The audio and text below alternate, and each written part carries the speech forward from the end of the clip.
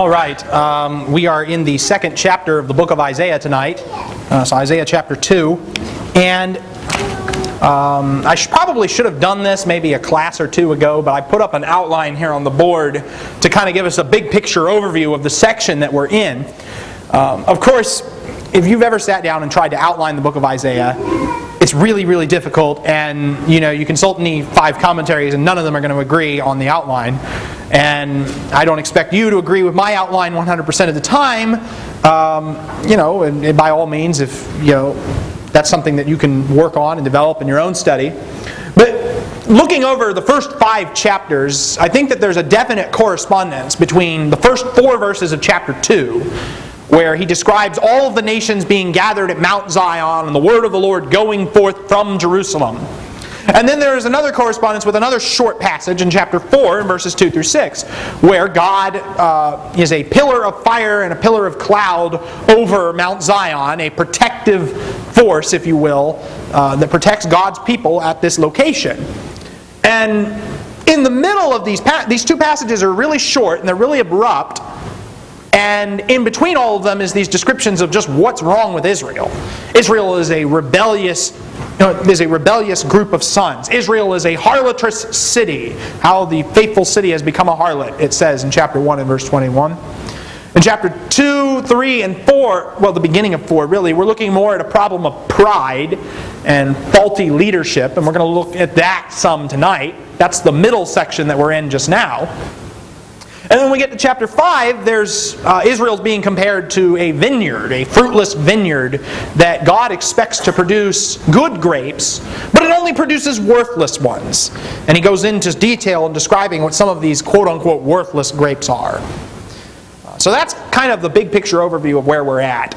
Now, there's a tension here between the way Israel is in 3 of these sections, and the way Israel should be in 2 of these sections, this glorified picture of Mount Zion, which begs the question of just how this Israel can become that Israel. There's a tension, if you will, between the ideal situation and the actual situation. And the prophets are full of this in general. This isn't something that's unique to Isaiah, but I'm drawing attention to it because we're in Isaiah right now, and Isaiah is full of this tension between what Israel could be and what Israel presently is. The problem of pride has been predominant throughout chapter 2. We talked last time about how their land is full. Their land was full of gold. Their land was full of horses. Their land was full of idols. And yet really Israel is quite an empty people. Picking up in verse 12 of chapter 2, it says that the Lord of hosts will have a day of reckoning against everyone who is proud and lofty, against everyone who is lifted up, that he may be abased. And it will be against all the cedars of Lebanon that are lofty and lifted up, against all the oaks of Bashan, against all the lofty mountains, against all the hills that are lifted up, against every high tower, against every fortified wall, against all the ships of Tarshish, and against all the beautiful craft. The pride of man will be humbled, and the loftiness of man will be abased, and the Lord alone will be exalted in that day. Now what's wrong there? What's this picture of? Judgment. Why? What's God so upset about?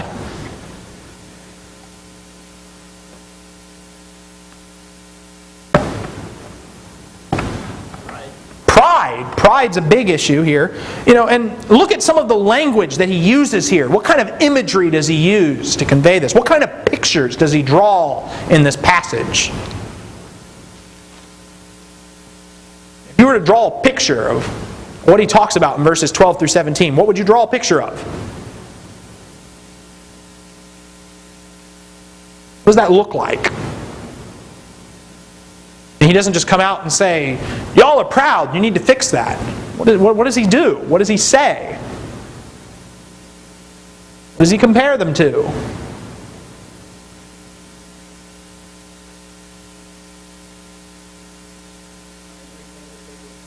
Everything that they were proud. Well, that's what they're proud. And what are they proud? What is he comparing them to, though? trees, mountains, which contrast with Mount Zion, which is supposed to be glorified and exalted. What we've got is Israel, they're trying to build their own mountains, if you will. They're trying to have they're like the trees of Lebanon. They're like the trees of Bashan. They're lofty. There's this language that all throughout, how many times does he use words like lofty, lifted up, exalted? I mean, you see that kind of vocabulary just permeates the section. Man cannot be lofty and exalted without God's objection. Now in chapter 2 and verse 2, it said that the mountain of the house of the Lord's will be established as the chief of the mountains and will be raised up above the hills, and all the nations will stream to it. But man has a different idea about what should be lifted up and raised up. And you'll notice there's this repetition of this phrase. In verse 11 and in verse 17 both contain the phrase that the Lord alone will be exalted in that day. Jenna, you have something?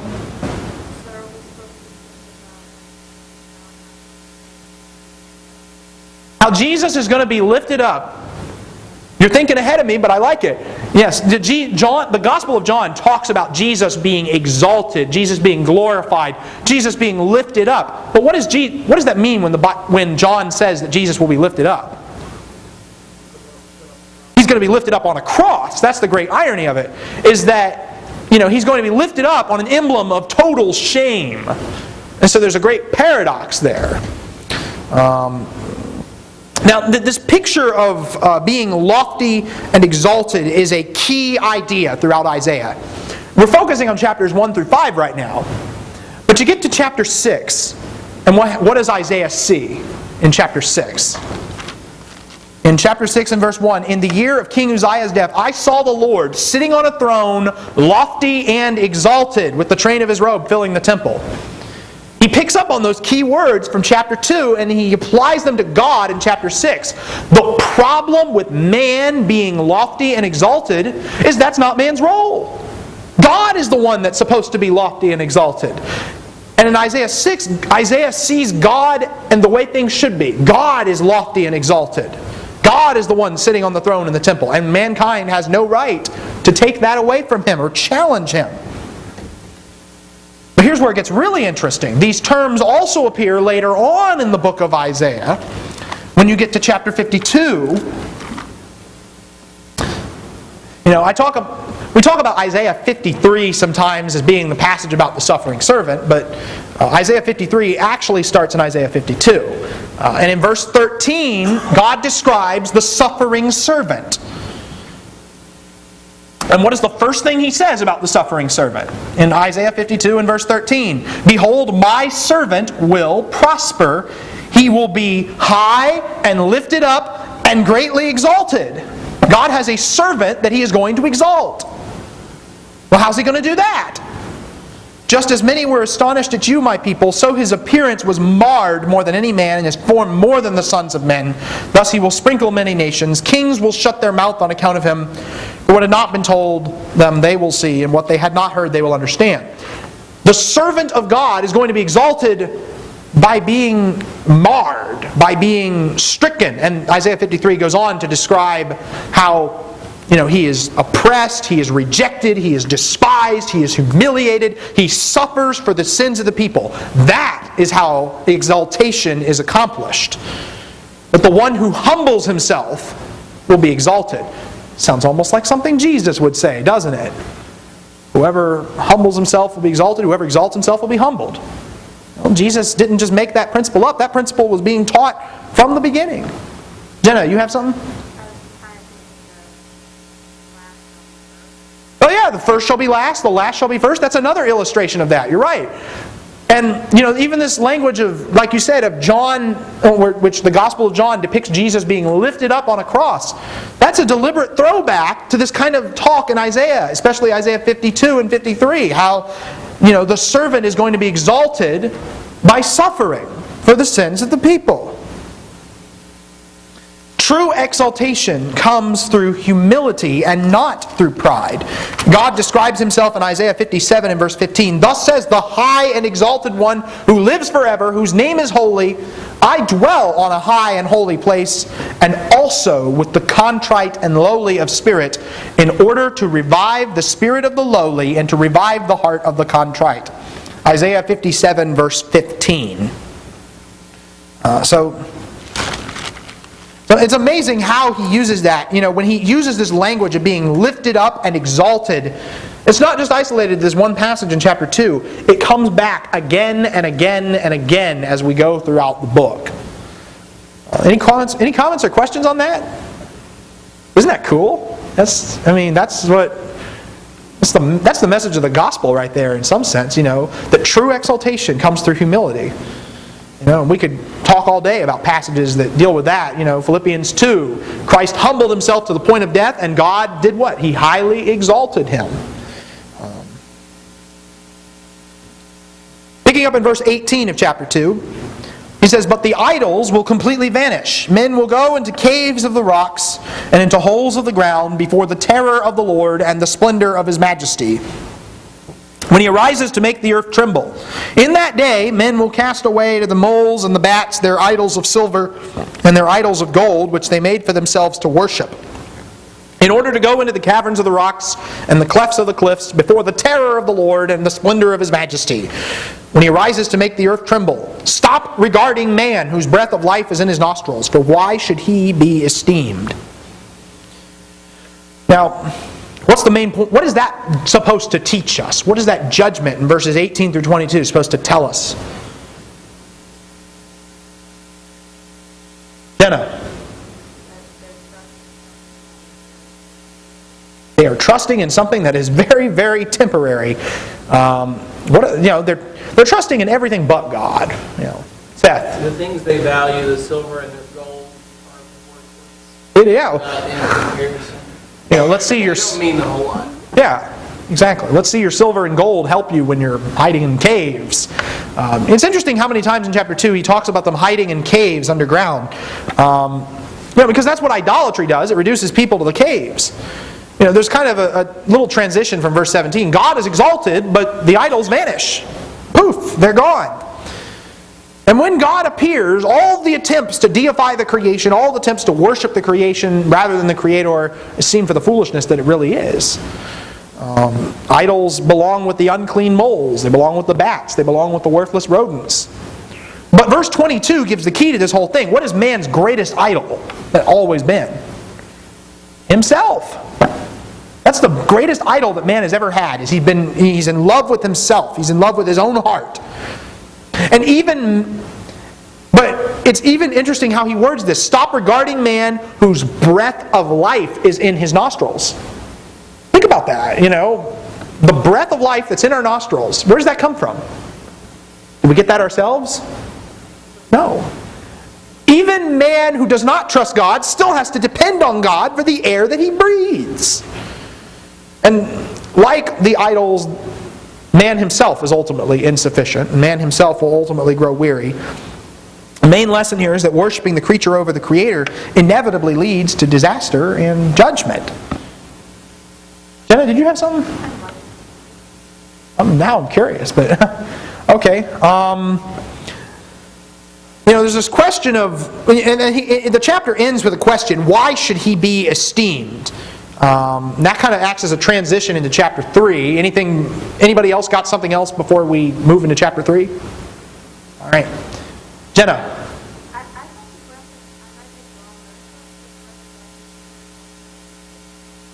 The breath of life is usually a good thing? Well, yeah, it is. And the breath of life is it's the air that we breathe that gives us life, right? And God says, stop regarding man whose breath of life is in his nostrils. In this passage, the fact that we have the breath of life in us is a good thing. But if you, almost like it's insulting. Well, he's insulting him in the sense that, why should man be esteemed? Man's got breath of life in his nostrils. But where did that come from? Did man get that himself? No, God got that. So there's this idea that, why are you esteeming man? Man has to depend on God for the air that he breathes. And that seems to be more the gist of it. I don't think it's saying that the breath of life is a bad thing. Does that make sense? It almost sounds to me like the breath of life is Well, yeah. Well, there is a little bit of a jab at them, I think. You can't even get the air you breathe on your own. You need God for that. I do think that he might be jabbing at them a little bit on this point. But, I mean, I don't think that the breath of life itself is not a bad thing. It's the fact that man can't get it himself. And, why do you think you're so great? You can't even do this. He's jabbing at them a little bit. Seth? To esteem is to revere and honor and worship, and almost put man as the highest priority. I mean, it's a question that I think that implies two more words in it. Why should he be esteemed over God? Yeah. So that why would you worship or esteem man when God's the one who gives him the breath of life? Well, why esteem someone when there's someone more powerful out there? Well, even on that point, we read the commandment sometimes that, you shall have no other gods before me. And, the mistake people sometimes make is, it's okay as long as God's in first place and I can have the second place and the third place and fourth place God too. They don't mind. But that's not the point of that command. The idea is not no other gods before me. The idea is no other gods besides me. No other gods in my presence. No other gods, period, is the idea. And man has a tendency to make a god out of himself, doesn't he? Whenever we pursue self-interest, whenever we choose our desire over God's, whenever we choose our desire and our selfish ambition, our pride and our exaltation, we esteem ourselves more than we ought to. And that's a lesson that every single one of us wrestles with, I think. Mankind just thinks a little bit too highly of himself. It's the warning that Paul gives in Romans 12. I heard you not to think more highly than he ought to think, but to think so as to have sound judgment, to think soberly, to think in your right mind as things really are, not as you think things should be, or as you think you are. Man has a very inflated perception of himself. I like how we just said, stop it. Yeah, stop regarding man. Man. It's not you shouldn't be doing this. It's just stop it. Yeah. I mean, there's no excuse for it. God doesn't like it. It has no place. It's, going back to the idols and the trees of Bashan and Lebanon and all that stuff. That's not what man's purpose is. Man's purpose is to glorify God, not himself. That's not what God created man to do. But keep reading, chapter 3. After he asks this question about why should man be esteemed, he gives us a reason why we shouldn't esteem man. It says, "Behold, the Lord God of hosts is going to remove from Jerusalem and Judah both supply and support, and the whole supply of bread and the whole supply of water. The mighty man and the warrior, the judge and the prophet, the diviner and the elder, the captain of 50 and the honorable man, the counselor and the expert artisan, the skillful enchanter, I will make mere lads their princes, and capricious children will rule over them. And the people will be oppressed, each one by his another, each one by his neighbor. The youth will storm against the elder, the inferior against the honorable. And when a man lays hold of his brother in his father's house, saying, 'You have a cloak, you shall be our ruler,' these ruins will be under your charge. He will protest on that day, saying, 'I will not be your healer, for in my house there is neither bread nor cloak that you should appoint me ruler of the people.'" Now, that sounds like a good situation to be in? But keep reading, verses 8 through 15. "Jerusalem has stumbled and Judah has fallen, because their speech and their actions are against the Lord, to rebel against His glorious presence. The expression of their faces bears witness against them, and they display their sin like Sodom. They do not even conceal it. Woe to them, for they have brought evil on themselves. Say to the righteous that it will go well with them, for they will eat the fruit of their actions. Woe to the wicked, it will go badly with him, for what he deserves will be done to him. Oh, my people, their oppressed oppressors are children, and women rule over them. O my people, those who guide you and lead you astray and confuse the direction of your paths. The Lord arises to contend and stands to judge the people. The Lord enters into judgment with the elders and princes of his people. It is you who have devoured the vineyard. The plunder of the poor is in your houses. What do you mean by crushing my people and grinding the face of the poor, declares the Lord God of hosts. You'll notice verses 1 and 15, that section's bookended with this expression, the Lord God of hosts. But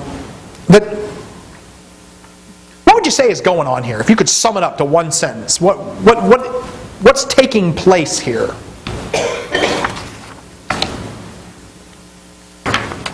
Famine and disaster. Famine and disaster, okay?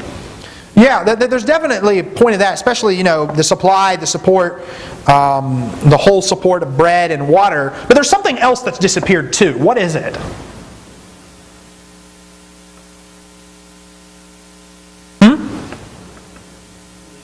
Leadership, yeah. Leadership is gone. Now this is a problem throughout Isaiah, is the failure of leadership. We get to chapter 7, we see how Ahaz is a terrible king. We run into Shebna in chapter 22. He's been building his own tomb when he's supposed to be working on the city defenses. He wants to decorate it, make sure he memorializes himself right. You see the proud crown of the drunkards of Ephraim in chapter 28, the rulers of Judah in chapter 29, the nobles in chapter 32, the watchdogs in chapter 56, and so on. The men who are supposed to lead the people, where are they? Well, they're gone. And in their place, who's ruling the people instead? The children are ruling the people. That doesn't sound like a good way to run society now, does it? Jenna? Jehoiachin? Jehoiachin's a little bit later on in Israel's history. You could say that Jehoiachin is probably an illustration of that kind of thing. Jehoiachin in Israel's history was king at the age of 18 years. But you could also point to guys like Joash, who became king at 7, or Josiah, who became king at 8. And Josiah was a good king, but the fact that somebody like Josiah had to become king is an indication that just how far the nation has really fallen. Manasseh was king at 12, and he's just on the horizon for the nation of Israel, or Judah in this case. I don't know if Isaiah is specifically referring to any of them, but I think the principle he's talking about can certainly be applied in that way. He goes after all the leaders. He doesn't just go after the king. He goes after the military and the political and the religious leaders. And in the absence of mighty men, children, teenagers must lead. And they're not competent to the task, in verse 4. I will make mere lads their princes, and capricious children will rule over them. And the people will be oppressed. The end result is anarchy. The people will be oppressed, each one by another, each one by his neighbor. The youth will storm against the elder, and the inferior against the honorable man. And the situation is so far gone that in verses 6 and 7, if you have a coat, that becomes the grounds for leadership. That's kind of a lame basis for leadership, really. You have a cloak, you can rule over us. Well, worse, he doesn't even want the leadership. He refuses. He says, absolutely not. There's no healing for these people. The same problem we had in chapter 1. And everything, it doesn't matter anyway because there's nothing left to lead. It's all ruins. The reason why this is going on is because the people have set themselves against God. The brazen faces of Israel in verse 9 contrasts with the glorious face of God. They display their sin like Sodom. Israel's been called Sodom and Gomorrah before, back in chapter 1, if you remember, in verses 9 and 10. And they don't even bother to conceal it because they have no shame. It will go well with the righteous. It will go badly with the wicked. Verses 10 and 11, there's a contrast going on there. And there's basically the point is that if you're righteous, it'll go good with you. If you're bad, it will go badly with you. It's this principle of you will reap what you sow. And then in verses 12 through 15, we have this, again, foolish leadership, incompetent leaders. And who else is leading in verse 12? Women. There's a sign. This is an unpopular statement to make, but one sign that a civilization is on the verge of collapse is if women are ruling over it. And that's not me making that up. That's what the Scripture says on this point. Because it means that the men have failed to lead, is what it means. It means they have abdicated their role. It means they have abdicated what God has given them to do. Women and children in leadership positions is considered an absolute disaster. It's a sign of judgment from God. And those leading them are ultimately leading them astray, like the evil shepherds that you read about elsewhere in the Old Testament. God judges the leadership, and so what we see here, interestingly, is in verses 13 through 15, the Lord enters into judgment with these people who've been judging His people. Those who judge the people are judged by the judge. They've devoured the vineyard, and what they've stolen from the poor is in their houses. So that's basically the gist of this big section in chapter 3, is the failure of leadership. Anybody got something they want to say about this, or comments or questions? I don't mean to ramble on the whole time, but... No?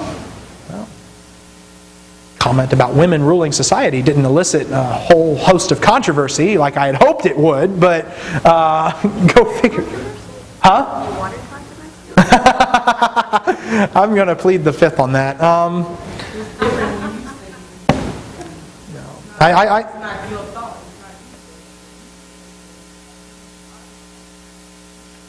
didn't catch that. If you said we could argue with you, but you can't. There you go, right? That's true. And ultimately, yes, what we say needs to be judged on the standard of God's Word. Don't take my word for it. Go back and search the Scriptures to see that these things are so. Now, one more thing. Oh, Seth, you got something? In 13 through 15, is he talking about the current rulers right now? Is he saying that the reason why all these things in 12 are going to happen, lack of bread, food, leadership, where women and children are going to have to... Is he talking to the leaders right now and saying the reason why all these are happening is because you're devouring poor people? We had a tricky conversation about this last time when we talked about chapter 2, about, is he talking about a situation going on right now? Is he talking about a situation going on later? I don't know. That's the short answer. I mean, or is he talking to the women and children that he just talked about? It is kind of hard because a lot of these prophetic oracles pop up, and we don't know. I mean, we know the general time frame that he's in. You go back to chapter 1; it's during the reigns of Uzziah, Jotham, Ahaz, and Hezekiah. The problem is that that's still a very big field, and you throw a dart at the dartboard, and that's like almost a 50-year period we're dealing with.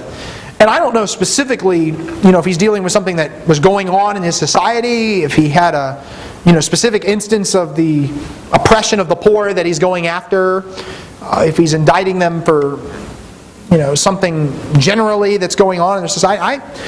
I don't know all that because we don't have a lot of information outside of that. We just have what the text says. So that's a long way to say I don't know, but... I mean, I guess it could apply to a bunch of different situations. Right.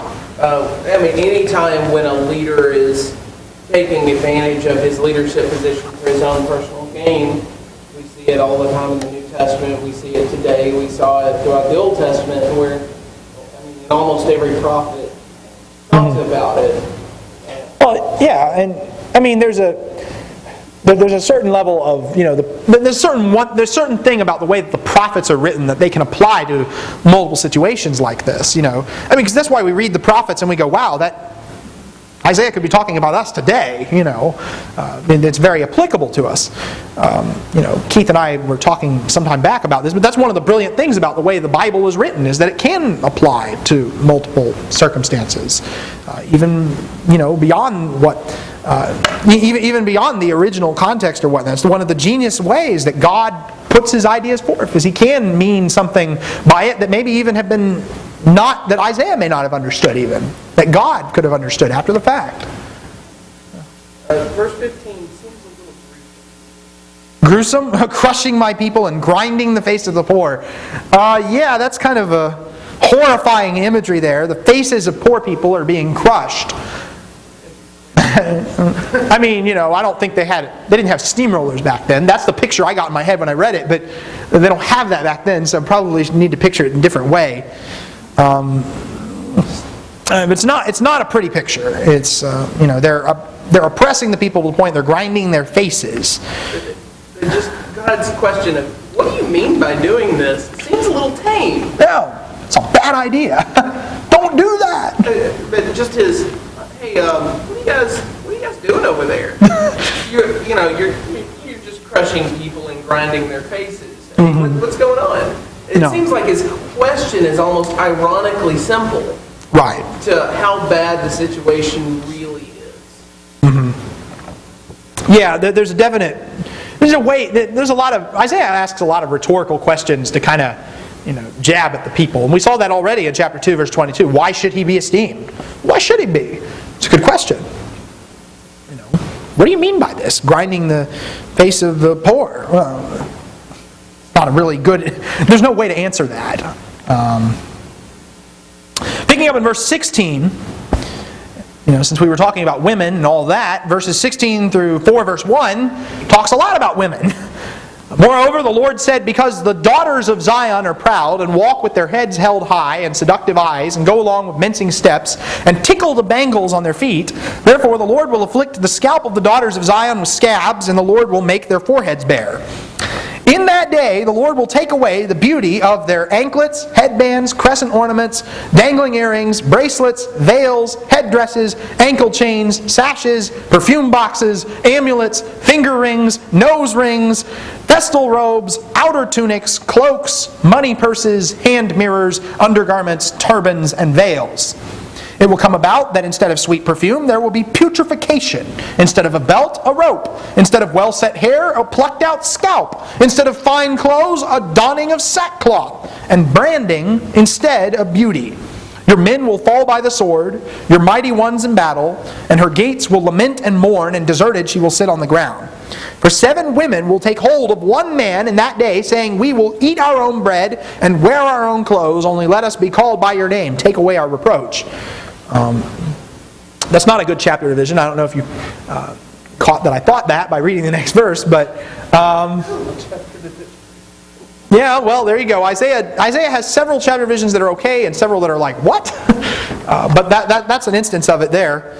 But what's going on? Why all this? That's a long list of stuff, first of all, in verses 18 through 23. What's the point of all this, though? Why does he address the women in this way? And we know that he's addressing women because all the Hebrew pronouns are feminine pronouns, which is unusual. It kind of jumps out at the translator a little bit. It doesn't carry across very well in English, but that is one thing that's going on here.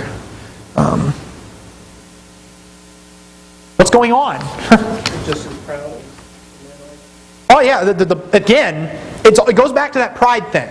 The women's pride is being manifested in a slightly different way, but pride is still a problem for men and women alike. And glory becomes what? Shame. Now, does the fact that women are singled out for indictment mean that, vanity is limited to women any more than idolatry is limited to men? No, but, he does single them out here. Don? All the stuff that he's describing, all things are God.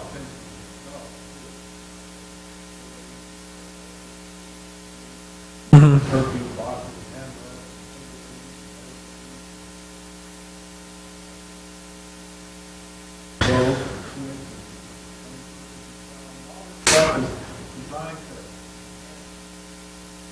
Oh, that's a doesn't bring glory to God, it brings glory to yeah. The list seems to me like Isaiah makes the list deliberately excessive. It's like, enough with the stuff already. It's that kind of the idea. Some of these objects, by the way, if you're reading a different version from me, some of the objects may differ in translation a little bit. And this is the trouble with a long list like this, is translation gets difficult. But the gist here, we got dresses, we got jewelry, we got makeup, we got all these different things. Women who depend on external things for her identity. Where does that go? Totally Exactly. She depends on external things for her identity. She becomes a disgrace. God takes away her beauty. Now, that same term is used in chapter 4 in verse 2 when it talks about how the branch of the Lord will be beautiful. Why? Because true beauty, true glory comes from God. Now, the New Testament kind of picks up on, it uses similar language in a couple of places. In 1 Timothy 2 and 1 Peter 3, where it talks about how, woman's adornment is not to be merely external, putting on, gold and jewelry and braiding the hair and the dresses and so on. There's two modesty passages in the New Testament. But I think we miss the point that when the New Testament talks about modesty, it's not talking so much about how much of your body is covered. It's talking about overdressing. It's talking about this kind of thing that Isaiah describes right here. And first and foremost, the real problem is not in the fabrics you're wearing, and it's not in the gold and the jewelry that you're wearing. It's not like gold itself is inherently evil, is it? No. Where's the problem? The problem's in the heart. It's not what goes into the man, nor in this case, it's not what adorns the woman that defiles. It's what comes out of the heart. And these women here are defined solely by their external wear. That means that their heart is inwardly full of corruption. And when you take all that away, you strip all that away, and what's left is nothing but putrefaction, stench, a rope, baldness, sackcloth, shame. All the things that would make her ugly is what Isaiah depicts here. Her pretension is starkly contrasted with a harsh new reality. Where has your beauty taken you now? Now, he personifies Zion as a woman here in 3:26. We saw kind of the same thing back in chapter 1. The faithful city has become a harlot. Here, she's walking proud, but she has all that stripped away and taken away, and now there's nothing left. And then finally, verse 1, 7 women take hold of one man and say, we'll eat our own bread, we'll wear our own clothes, just let us be called by your name, take away our reproach. What does that mean? What's going on there? 7 women taking hold of one man.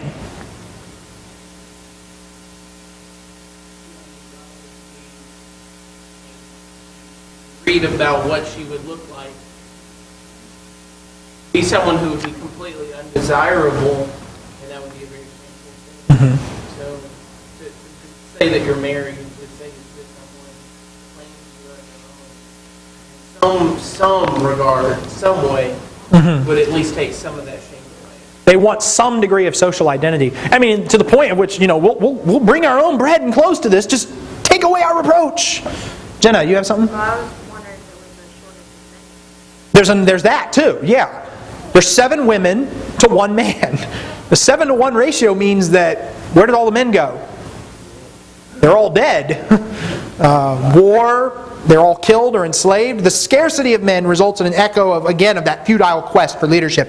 And this is all throughout chapter 3, again, is why are children ruling over them? Why are women ruling over them? Because all the men that were supposed to lead have either abdicated their authority or they've just completely disappeared.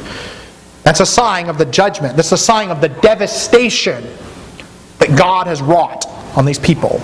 Because they were proud against Him, He brought them low. He destroyed them in this instance.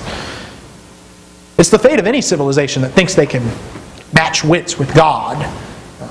That's something, we read this and, we think about Israel and Judah historically and all the things that happened to them, but it could easily happen here too. It could easily happen to us if we participate in their sins. Why should we think we could avoid their judgments? Seth? You see the women in 4:1 promising something that they can't deliver on. That's a good All question. bread's been taken away and all of their clothes are gone. That's a good question. That's possible. I mean, we'll eat our own bread, we'll bring our own clothes. What clothes? Your clothes were taken away and God's already removed the whole supply of bread, so that's an interesting thought. There's probably promising something they can't deliver there. Jenna? Well, I guess if he were looking for a wife, he would provide for them. Yeah. Well, that's true too. I mean, there's nobody's going to be providing for anybody. This is what judgment means. It means total devastation. It means that their country has been eliminated from being a real player in world affairs, and means that internally they're falling apart. Their economy has collapsed, and they have no food. They have no real clothing to sustain themselves. Everything's gone to the dogs, if you will.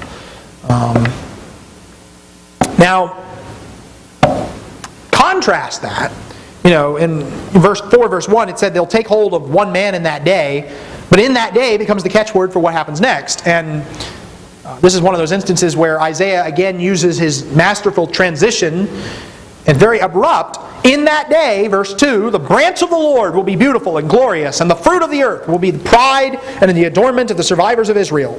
It will come about that he who is left in Zion and remains in Jerusalem will be called holy, everyone who is recorded for life in Jerusalem. When the Lord has washed away the filth of the daughters of Zion and purged the bloodshed of Jerusalem from her midst by the spirit of judgment and the spirit of burning, the Lord will create over the whole area of Mount Zion and over her assemblies a cloud by day, even smoke, and the brightness of a flaming fire by night, where over all the glory will be a canopy. There will be a shelter to give shade from the heat by day, and refuge and protection from the storm and rain. Now, that's an abrupt shift, isn't it? He goes from talking about all this terrible devastation, the collapse of pride, to Mount Zion. It's glorious. This is what you could be. And what does it remind us of? Well, I've already given the answer to that on the boards. What we saw back in chapter 2. The mountain of the house of the Lord is exalted. It's glorified. This is the first time in the Bible that we see the appearance of the branch of the Lord. We're going to see it later in chapter 11. You see it in Jeremiah, you see it in Zechariah, and ultimately, the New Testament doesn't technically connect Jesus with the branch, but it seems to me that there is supposed to be a connection there. That you start seeing he's connected with the root of Jesse in chapter 11.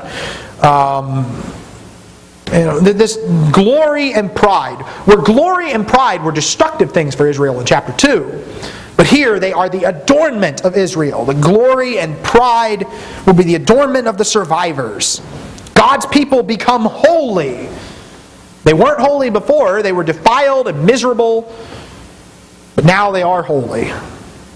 They are recorded for life. There's a roster of God's people, a book of life, if you will, that people's names will be written in. And Isaiah here alludes to that concept, recorded for life in Jerusalem. The daughters of Zion are washed. In verse 16 of chapter 3, the daughters of Zion were proud and they got reduced to these horrible state. But in verse 4 of chapter 4, it says that the Lord has washed away the filth of the daughters of Zion. He has purged the bloodshed from Jerusalem. The spirit of judgment and the spirit of burning, it's an obscure phrase. There's a couple of different possibilities. I'm not totally sure what it means. Some people suggest it's a storm wind accompanying God's presence. Some people say, well, maybe that's the outpouring of God's Spirit, or possibly just a simple reference to judgment. And, I'm back and forth on what I think about that, so I'll just throw those out there. But God will create over Zion. The idea of God, God's not creating the world this time. He's creating something else. He's creating a protection. A cloud by day and fire by night. You hear those two phrases, and what do you think of immediately? The Exodus, right. Did you have something, or was that the answer? I was going to say the tabernacle. Well, yeah, the tabernacle in the wilderness. There's that. It basically recalls God. The cloud by day and the fire by night was God's presence among His people in the wilderness. It's not designed as a marker on a journey. Well, this time they're not journeying. It's not the marker of how they go on their journey. It's the marker of their final dwelling place. Mount Zion, the heavenly city, where we will, and that is the end goal of Israel. God dwelling among His people, granting them true protection they could not give themselves. That's the end goal for us as well. Someday we will be in the glorious presence of God, and His protection will be over us day and night, and no evil will befall us ever again. That's the goal of heaven. I realize we went a little bit over, but we got through chapter 4, so trade-off. Does anybody have any other comments or questions before we close? No? All right. Well, I guess I'll call it a class then, and we'll have some songs and the short talk from Don. But thank you for your time and for your comments.